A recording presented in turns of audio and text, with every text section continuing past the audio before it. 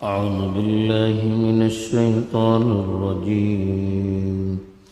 بسم الله الرحمن الرحيم. وكلوا واشربوا حتى يتبين لكم الخيط الأبيض من الخيط الأسود من الفجر ثم أتموا الصيام إلى الليل ولا تباشروهن وأنتم عاكفون في المساجد تلك حدود الله فلا تقربوها كذلك يبين الله آياته للناس لعلهم يتقون.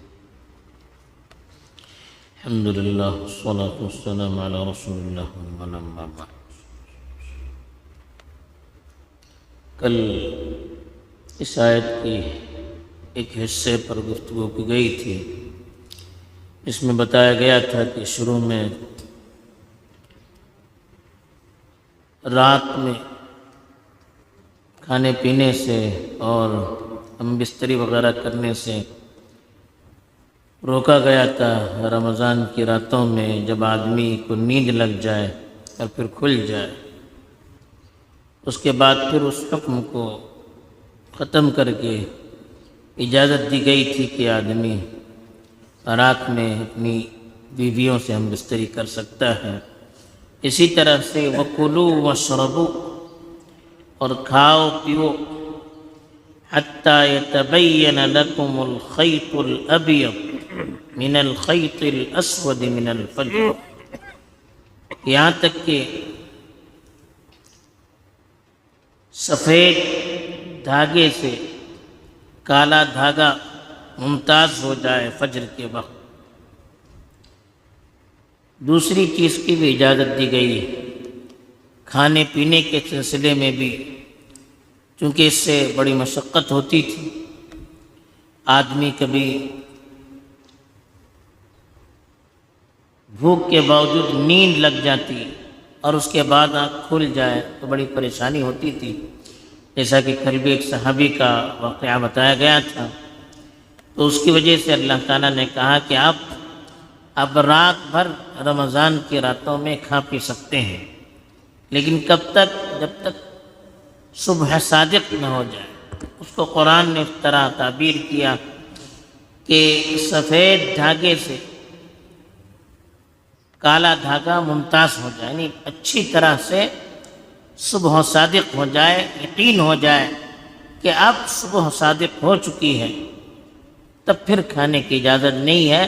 اس سے پہلے تک کھانے کی اجازت ہے. البتہ سحری کے لیے افضل وقت یہ ہے کہ آدمی جتنی تاخیر سے کر سکتا ہے اتنی تاخیر سے کرے. اتنی بھی تاخیر نہ ہو کہ صبح صادق کے ہونے میں شک ہونے لگے، بلکہ اس سے ذرا پہلے تک، فجر کی اذان سے ذرا پہلے تک سحری کی اجازت ہے. تو جتنی تاخیر سے کرے اتنا بہتر ہے. اور سحری کرنا یہ بھی سنت ہے. تسحروا فإن في السحور برکہ، حدیث میں کہا گیا کہ سحری کرو اس لیے کہ اس میں برکت رکھی گئی ہے. دوسرا جو حکم دیا گیا ثم اتموا الصیام الی اللیل، اتموا مانے مکمل کرنا، پھر رات تک روزے کو مکمل کرو. وقت بتا دیا، صبح صادق سے روزے کا وقت شروع ہو جاتا ہے، اور رات کا مطلب سورج جب غروب ہو جائے اس وقت روزہ ختم ہو جاتا ہے. پھر افطاری کی اجازت دی جاتی ہے. تو افطاری میں حدیث میں آتا ہے کہ جلدی کرنا بہتر ہے. جب ہمیں یقین ہو جائے کہ اب سورج غروب ہو چکا ہے تو فوراً افطار کرنا چاہیے، یہ افضل ہے. اسی میں خیر اور بہتری اس امت کی رکھی گئی ہے. جیسے سحری میں جتنا ہو سکے تاخیر کریں تاکہ دن بھر طاقت ملے، اور افطاری میں جب وقت کی تحقیق ہو جائے، معلوم ہو جائے کہ افطاری کا وقت ہو چکا ہے، پھر افطاری کرنے میں جلدی کرنی چاہیے. تو وقت بتا دیا کہ ثم اتموا الصیام الی اللیل، رات تک روزے کو مکمل کرنا چاہیے. درمیان میں کچھ کھانے پینے کی اجازت نہیں ہے۔ وَلَا تُبَاشِرُوهُنَّ، اور تم عورت سے مباشرت نہیں کر سکتے۔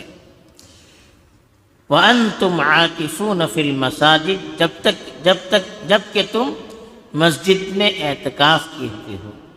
عاکف کے معنی ٹہرنے کے آتے ہیں، اعتکاف کے معنی اعتکاف کی نیت سے مسجد میں قیام کرنا، اور مباشرت کے اصل معنی آتے ہیں بیوی سے قربت کے۔ تو علماء نے لکھا ہے کہ اعتکاف کی حالت میں جمع کرنے سے تو اعتکاف ٹوٹ جاتا ہے، باقی اپنی بیوی سے اگر شہوت سے اس کو چھوئے گا یا وہ سکنار کرے گا تب بھی بعض علماء کہتے ہیں کہ اعتکاف ٹوٹ جاتا ہے۔ اگرچہ علماء صحابہ کے ہاں اس طرح کرنا مکروہ ہے، لیکن دوسرے علماء نے مباشرت میں اس کو بھی شامل کیا ہے کہ بیوی سے کسی طرح کی قربت اعتکاف کی حالت میں نہ ہونی چاہیے۔ مسجد میں تو عام حالت میں بھی درست نہیں ہے، مسجد کے باہر بھی اعتکاف کی حالت میں صحیح نہیں ہے۔ بعض مفسرین نے لکھا ہے کہ شروع میں صحابہ اعتکاف میں بیٹھتے تھے، اور چونکہ کھانے پینے کے لیے یا ضروریات کے لیے گھر جانا پڑتا تھا، مسجد میں پانی وغیرہ کا انتظام نہیں رہتا تھا اور استنجا خانوں وغیرہ کا اہتمام نہیں رہتا تھا، تو اس لیے اپنی ضروریات سے فراغت کے لیے گھر جاتے تھے۔ تو گھر جاتے تو کبھی اپنی بیوی کو دیکھ کر دل چاہتا تو صحبت بھی کر دیتے تھے۔ تو اس آیت میں اس سے روکا گیا کہ اعتکاف کی حالت میں اپنی بیوی سے صحبت کرنے سے اعتکاف ٹوٹ جاتا ہے۔ البتہ بات کرنا یا کوئی ظاہری خدمت ہے وہ لینا، اس میں کوئی حرج نہیں ہے۔ حضرت عائشہ کہتی ہیں کہ اللہ کے رسول صلی اللہ علیہ وسلم جب اعتکاف میں رہتے تھے تو کبھی مسجد سے اپنا سر میرے حجرے میں ڈال دیتے، میں سر پر تیل وغیرہ ڈالا کرتی تھی۔ ایسے حضرت صفیہ کے بارے میں آتا ہے کہ وہ کبھی اللہ کے رسول صلی اللہ علیہ وسلم سے اعتکاف کی حالت میں مسجد میں آتی تھی اور ملاقات کرتی تھی، اور اللہ کے رسول گھر تک اس کو چھوڑ آتے تھے۔ تو اس طرح سے بات وغیرہ کرنے میں کوئی حرج نہیں ہے۔ اعتکاف یہ سنت ہے، رسول اللہ صلی اللہ علیہ وسلم کا معمول تھا کہ رمضان کے آخری عشرے میں ضرور اعتکاف کیا کرتے تھے، تو اس لیے رمضان میں خاص طور پر اعتکاف کرنا چاہیے۔ باقی آپ جس وقت بھی مسجد میں آئے اعتکاف کی نیت کریں تو اس پر بھی اعتکاف کا ثواب مل جاتا ہے، اس لیے کہ امام شافعی کے نزدیک ایک لحظے کے لیے بھی اعتکاف کی نیت کی جا سکتی ہے، البتہ احناف کے نزدیک ایک رات کا ہونا ضروری ہے۔ تو باقی جو مسائل ہیں اس وقت کی کتابوں میں ہم دیکھ سکتے ہیں۔ تو کہا وَلَا تُبَاشِرُوهُنَّ وَأَنْتُمْ عَاكِفُونَ فِي الْمَسَاجِدِ، بیویوں سے آپ مباشرت نہ کریں، گھل مل نہ جائیں جبکہ آپ مسجد میں اعتکاف کر رہے ہوں۔